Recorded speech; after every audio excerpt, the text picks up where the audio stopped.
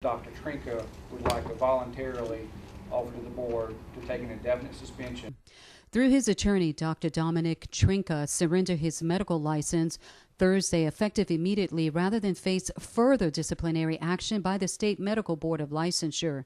As you may recall, Dr. Trinka was under a prohibition to serve since October. He didn't want to roll the dice. He knows what he's getting now.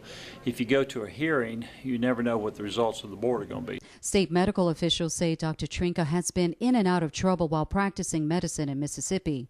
This affidavit shows Trinka fell under scrutiny in October 2003 for testing positive for hydrocodone while practicing as an OB/GYN doctor at DRMC.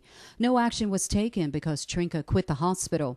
But 3 years later, after a diagnosis of alcohol, opiate, cocaine dependency, and sexual disorders, Dr. Trinka entered the State Medical Board of Licensure's recovery program, a recovery program designed to help rehabilitate Dr. Trinka and ensure he was fit to practice medicine.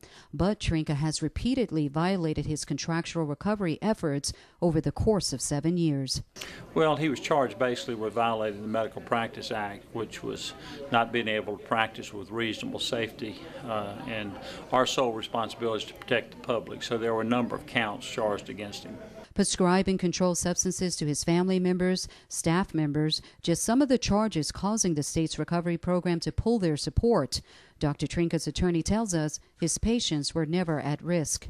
There's never any issue of patient safety. There was no allegation that Dr. Trinka had done anything involving patients or patient safety whatsoever. This was strictly a matter between Dr. Trinka and the medical board. But state medical officials disagree.